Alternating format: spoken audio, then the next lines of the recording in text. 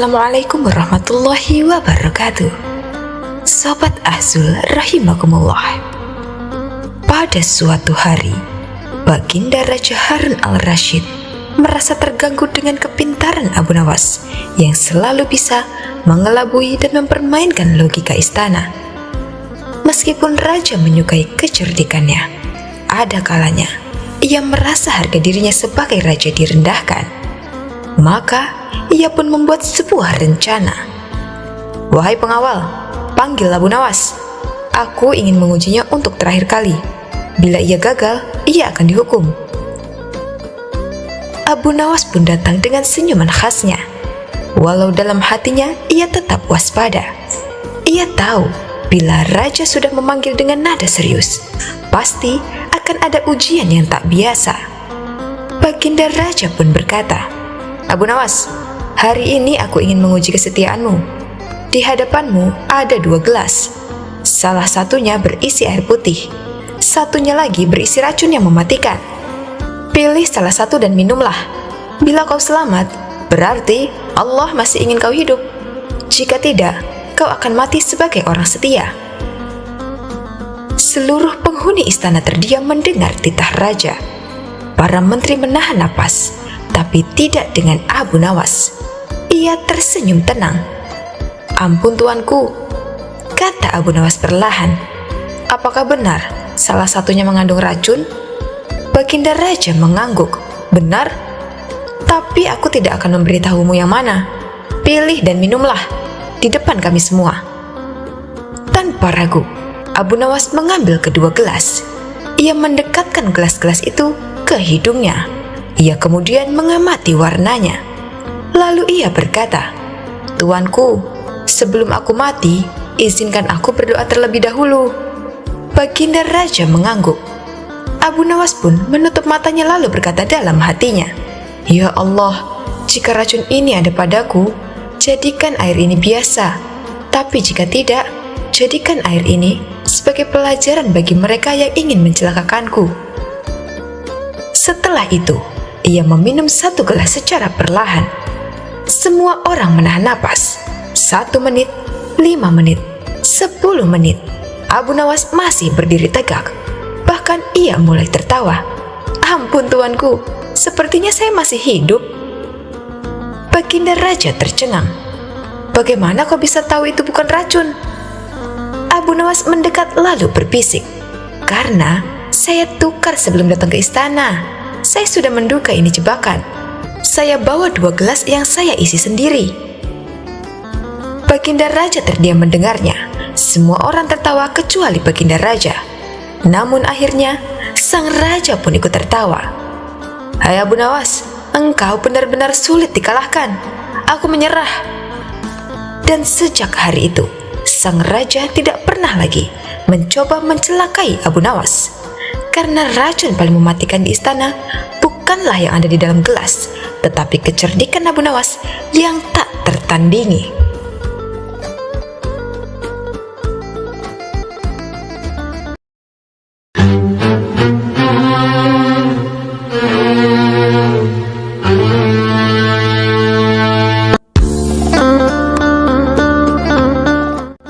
Sobat Ahzul rahimakumullah.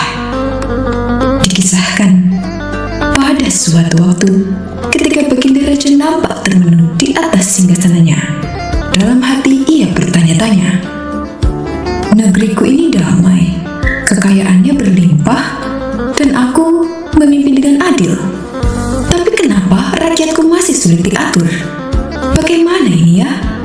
Mungkin mereka perlu diingatkan soal akhirat."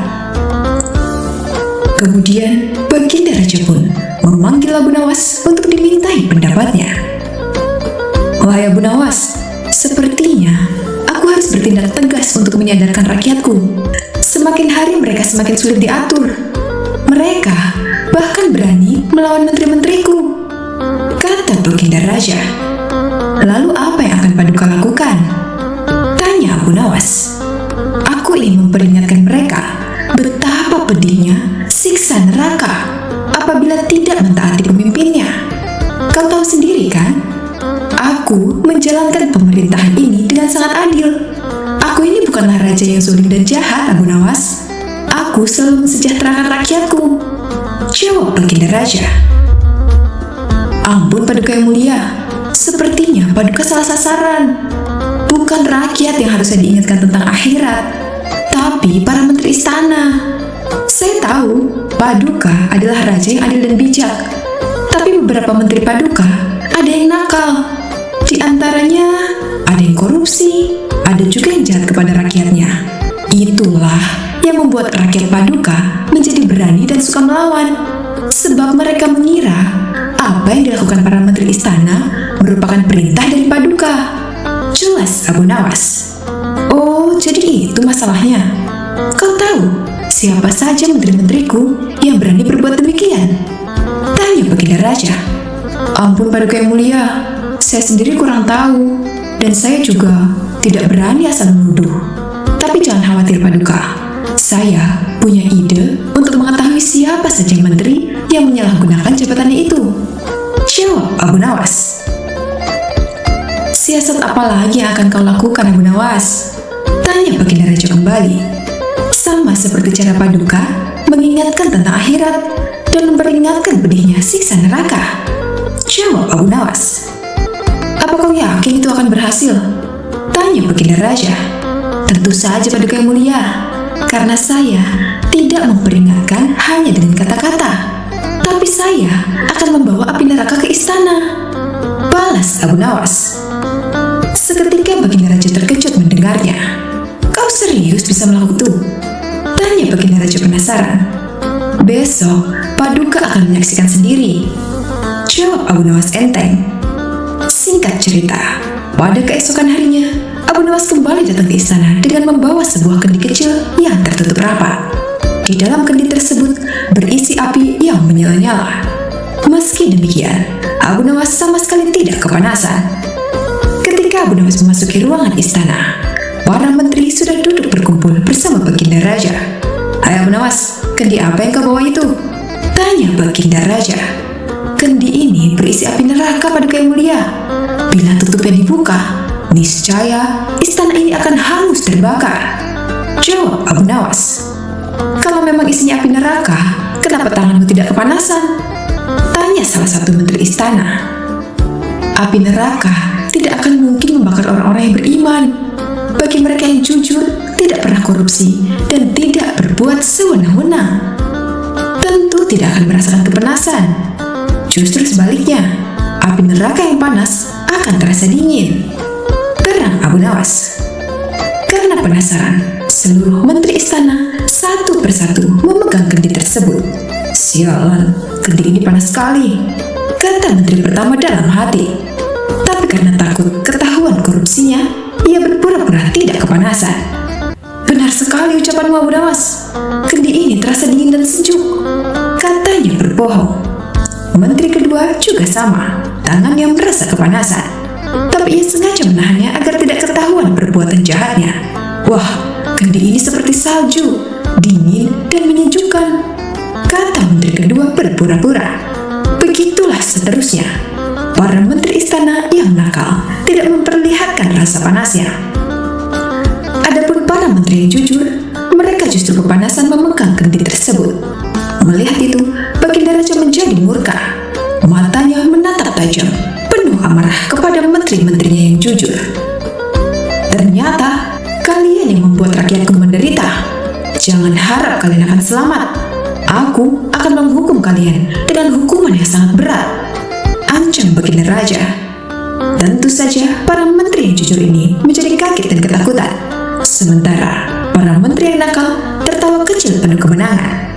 Akan tetapi, tiba-tiba Abu Nawas berkata, Ampun Paduka yang mulia, jangan hukum mereka. Justru mereka inilah menteri yang jujur. Adapun menteri Paduka yang nakal, mereka lah yang berpura-pura tidak kepanasan. Mereka sengaja menahan rasa panas agar dianggap sebagai orang yang jujur dan berbuat baik kepada rakyatnya. Mendengar itu, Baginda Raja menjadi bingung. Tapi, bukankah kamu sendiri tidak kepanasan? Tanya Baginda Raja heran.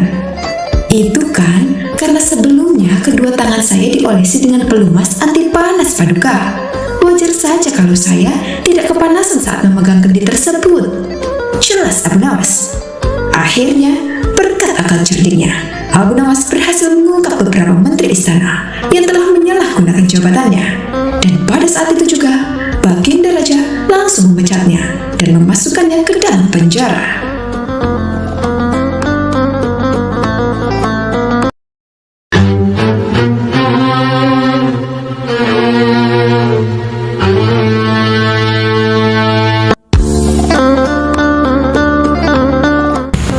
Sobat Asul rahimakumullah, sudah bertahun-tahun Baginda Raja Harun al-Rashid ingin mengalahkan Abu Nawas. Namun perangkap-perangkap yang selama ini dibuat semua bisa diatasi dengan cara-cara yang cemerlang oleh Abu Nawas. Baginda Raja tentu tidak putus asa. Masih ada puluhan jaring muslihat yang telah disiapkannya untuk menjerat dan menghukum Abu Nawas. Baginda Raja beserta para menteri sering mengunjungi tempat pemandian air hangat yang hanya dikunjungi para pangeran, bangsawan, dan orang-orang terkenal. Di suatu sore yang sangat cerah, ketika Baginda Raja beserta para menterinya berendam di kolam, beliau berkata kepada para menterinya, "Aku punya akal untuk menjebak Abu Nawas," kata Baginda Raja dengan wajah yang ceria. "Apakah itu, wahai Paduka yang mulia? Kalian tak usah tahu dulu. Aku hanya ingin kalian datang lebih dini besok sore. Dan jangan lupa, datanglah besok sebelum Abu Nawas datang, karena aku akan mengundangnya untuk mandi bersama-sama kita," kata Baginda Raja memberi pengarahan. Baginda Raja memang sengaja tidak menyebutkan tipuan apa yang akan digelar besok. Abu Nawas diundang untuk mandi bersama Baginda Raja dan para menteri di pemandian air hangat yang terkenal itu.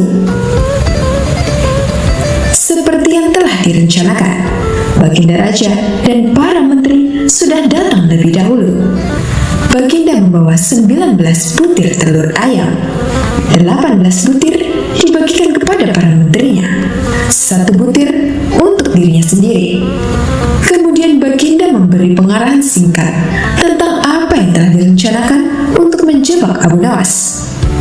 Ketika Abu Nawas datang, Baginda Raja beserta para menteri sudah berendam di kolam. Abu Nawas melepas pakaian dan langsung ikut berendam. Abu Nawas berharap-harap cemas. Kira-kira permainan apa lagi yang akan dihadapi? Mungkin permainan kali ini lebih berat karena Baginda Raja tidak memberi waktu untuk berpikir. Tiba-tiba Baginda Raja membuyarkan lamunan Abu Nawas. Beliau berkata kepada Abu Nawas, "Hai Abu Nawas, aku mengundangmu mandi bersama karena ingin mengajakmu ikut dalam permainan kami," kata Baginda Raja. "Permainan apakah itu, Paduka yang mulia?" tanya Abu Nawas belum mengerti. "Kita sekali-kali melakukan sesuatu yang secara alami hanya bisa dilakukan oleh binatang. Sebagai manusia, kita harus bisa melakukannya dengan cara kita masing-masing," kata Baginda sambil tersenyum. "Hamba belum mengerti, Baginda yang mulia," kata Abu Nawas agak ketakutan. "Masing-masing dari kita harus bisa bertelur seperti ayam, dan barang siapa yang tidak bisa bertelur, maka ia harus dihukum," kata Baginda Raja. Abu Nawas tidak berkata apa-apa. Wajahnya nampak murung. Ia semakin yakin bahwa dirinya tak akan bisa lolos dari lubang jebakan Baginda. Melihat wajah Abu Nawas murung, wajah Baginda semakin berseri-seri. "Nah, sekarang apa lagi yang kita tunggu? Kita menyelam, lalu naik ke atas sambil menunjukkan telur kita masing-masing," perintah Baginda Raja. Baginda Raja dan para menteri mulai menyelam, kemudian naik ke atas satu persatu dengan membawa sebutir telur ayam. Abu Nawas masih di dalam kolam. Ia tentu saja tidak sempat mempersiapkan telur karena ia memang tidak tahu kalau ia diharuskan bertelur seperti ayam. Kini Abu Nawas tahu kalau Baginda Raja dan para menteri telah mempersiapkan telur masing-masing 1 butir. Karena belum ada seorang manusia pun yang bisa bertelur dan tidak akan pernah ada yang bisa melakukannya. Karena dadanya mulai terasa sesak, Abu Nawas cepat-cepat muncul ke permukaan, kemudian naik ke atas. Baginda Raja langsung mendekati Abu Nawas. Abu Nawas nampak tenang, bahkan ia berlaku aneh. Tiba-tiba saja, ia mengeluarkan suara seperti ayam jantan berkokok. Keras sekali, sehingga Baginda dan para menterinya merasa begitu heran. Ampun Tuanku yang mulia, hamba tidak bisa bertelur seperti Baginda dan para menteri, kata Abu Nawas sambil membungkuk hormat. Kalau begitu, engkau harus dihukum, kata Baginda bangga. Tunggu dulu wahai Tuanku yang mulia, kata Abu Nawas memohon. Apalagi Abu Nawas, kata Baginda tidak sabar. Paduka yang mulia, sebelumnya izinkan hamba membela diri. Sebenarnya kalau hamba mau bertelur, hamba tentu mampu. Tetapi hamba merasa menjadi ayam jantan, maka hamba tidak bertelur. Hanya ayam betina saja yang bisa bertelur. Kukuyu, kata Abu Nawas dengan membusungkan dada. Baginda Raja tidak bisa berkata apa-apa. Wajah Baginda dan para menteri yang semula ceria penuh kemenangan kini mendadak berubah menjadi merah padam karena malu, sebab mereka dianggap ayam betina. Abu Nawas memang cerdik. Karena merasa malu, Baginda Raja Al-Rashid dan para menteri segera berpakaian dan kembali ke istana tanpa mengucapkan sepatah kata pun. Memang Abu Nawas banyak akalnya dan telah diakui oleh para ilmuwan sebagai ahli mantik atau ilmu logika. Gampang saja baginya untuk membolak-balikan dan mempermainkan kata-kata guna menjatuhkan mental lawan-lawannya.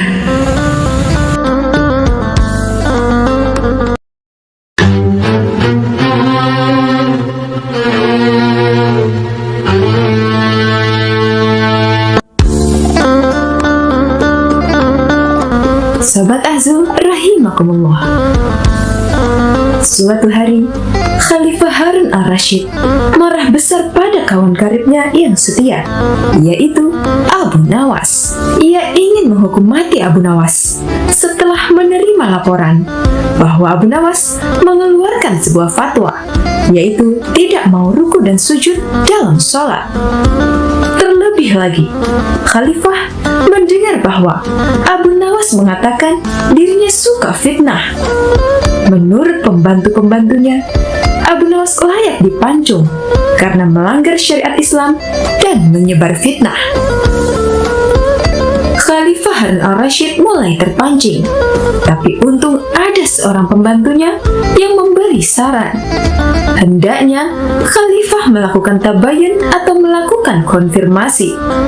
Abu Nawas pun diseret menghadap Khalifah. Hai Abu Nawas, benar kamu tidak mau ruku dan sujud dalam sholat? Tanya Khalifah. Abu Nawas menjawab dengan tenang. Benar Paduka? Khalifah kembali bertanya dengan nada suara tinggi. Benar, kamu berkata kepada masyarakat bahwa aku, Harun al-Rashid, adalah seorang khalifah yang suka fitnah. Abu Nawas menjawab, benar Paduka? Khalifah berteriak dengan suara menggelegar. Kamu memang pantas dihukum mati karena melanggar syariat Islam dan menebarkan fitnah tentang khalifah. Abu Nawas tersenyum seraya berkata, Paduka, memang hamba tidak menolak bahwa hamba telah mengeluarkan dua pendapat tadi. Tapi sepertinya kabar yang sampai kepadamu tidaklah lengkap. Kata-kata hamba dipelintir, dijagal, seolah-olah hamba berkata salah. Khalifah berkata dengan ketus, apa maksudmu? Jangan membela diri. Kamu telah mengaku dan mengatakan kabar itu benar adanya. Abu Nawas beranjak dari duduknya dan menjelaskan dengan tenang. Paduka, hamba memang berkata ruku dan sujud tidak perlu dalam sholat. Tapi dalam sholat apa? Waktu itu, hamba menjelaskan tata cara sholat jenazah yang memang tidak perlu ruku dan juga sujud. Bagaimana soal aku yang suka fitnah? Tanya Khalifah. Abu Nawas menjawab dengan senyuman. Kalau itu, hamba sedang menjelaskan tafsir ayat 28 surah Al-Anfal yang berbunyi, "Ketahuilah bahwa kekayaan dan anak-anakmu hanyalah ujian bagimu. Sebagai seorang khalifah dan seorang ayah, Anda sangat menyukai kekayaan dan anak-anak. Berarti Anda suka fitnah atau ujian itu." Mendengar penjelasan Abu Nawas yang sekaligus kritikan, Khalifah Harun al-Rashid tertunduk malu, menyesal, dan sadar. Rupanya kedekatan Abu Nawas dengan Harun al-Rashid menyulut iri dan dengki di antara pembantu-pembantunya. Pembantu-pembantu Khalifah yang hasut ingin memisahkan hubungan akrab tersebut dengan memutarbalikkan berita.